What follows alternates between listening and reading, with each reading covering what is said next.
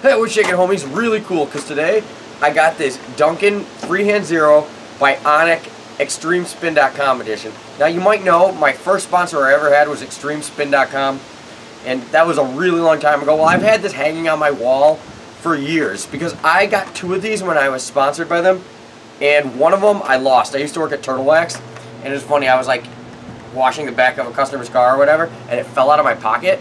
Well, that's at least what I think, because then I remember, like, I would always, play with my yo-yo between washing cars, and then, all of a sudden I didn't have it. So I'm pretty sure I dropped it in someone's car.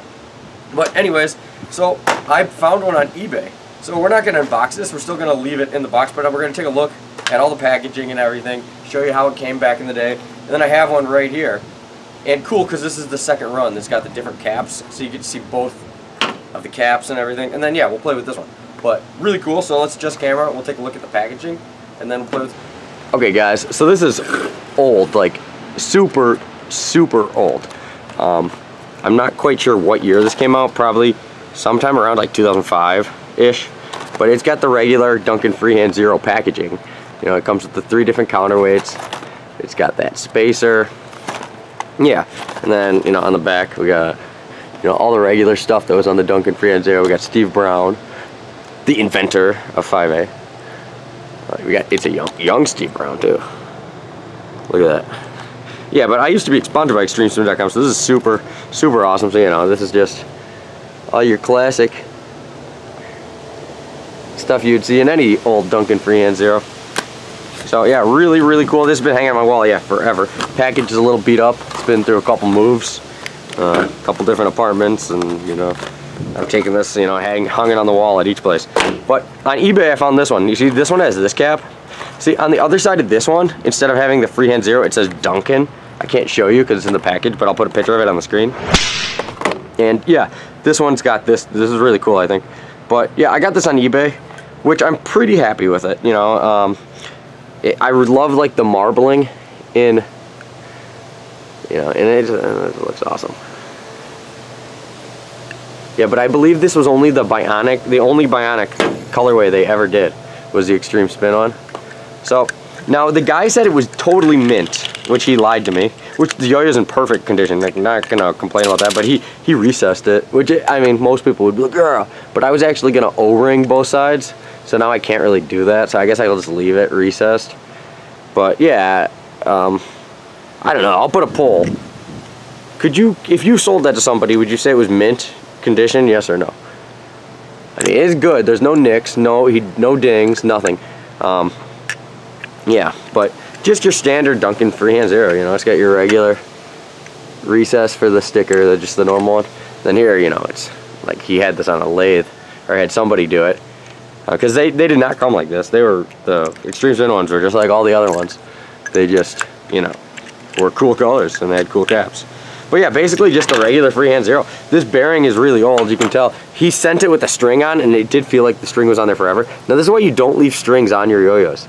Like, you should, when you're done playing with your yo-yo, you should take the string off. And if your string's not dead, just put it like under your yo-yo or something. Like if you have a yo-yo case, take your string off when you're done and put it on. Your string holds on to the humidity in the air, and it gets like the salts on your hands, and that corrodes the bearing a little. And you can see, that's just where the string was on the bearing.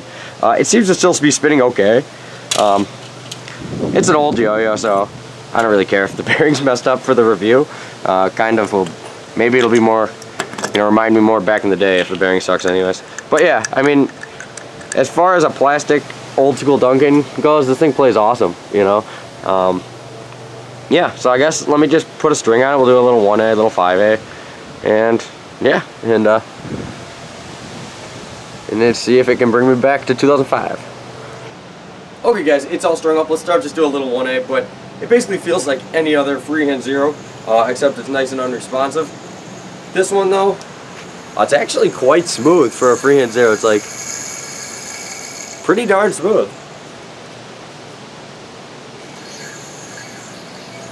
I obviously like this thing the most from how it looks, and just the fact that it's an Extreme Spin one.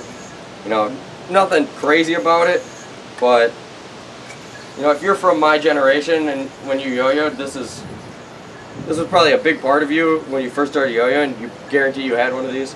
basically every yo-yoer that yo-yoed around the time I was yo-yoing, every yo-yoer had one of these. Everyone had one of these. Everyone had a Hitman.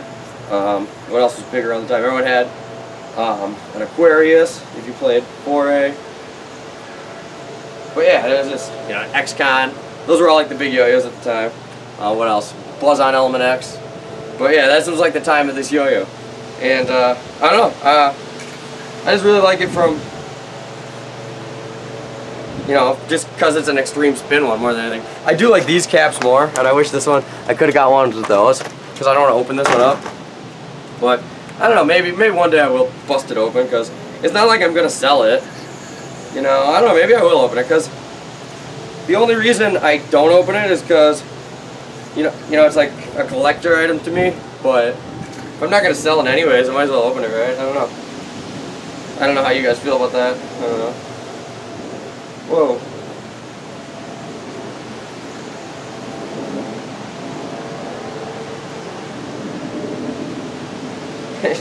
Good old freehand zero. So, if you've never played with freehand zero, it's not, you know, it's not the longest spinning yo-yo in the world. At the time, it was quite a wide yo-yo, but to today's standards, this isn't that wide. It's actually quite narrow to today's standards. But either, you know, I don't know. I like these yo-yos. I don't know if you do, but I don't know. I like them. So let me grab some dice, and I feel like if it's a freehand review, you got to do a little freehand, right? All right, guys. She's all strung up with a couple dice. Now, it feels just like any other Duncan freehand zero for 5A, which is actually a good thing. You know, for years, the whole Duncan team was using these. You know, it's scoring very good at contests, and you can see why when you use one. It balances with the weight of the counterweight really good, and it's just real easy to control it, and yeah, I don't know, it just works good. It has a good feel to it. It's comfortable in your hand. Just the way you hold the dice with the shape of this yo-yo. I feel like that's why this yo-yo is like not crazy wide. Like when you hold, at least for my hand anyways, if you have a bigger hand, it like fits in your hand like perfectly. I don't know. I can see, you know, maybe still feeling a little crazy if you're a kid, but, you know, definitely has a nice feel to it.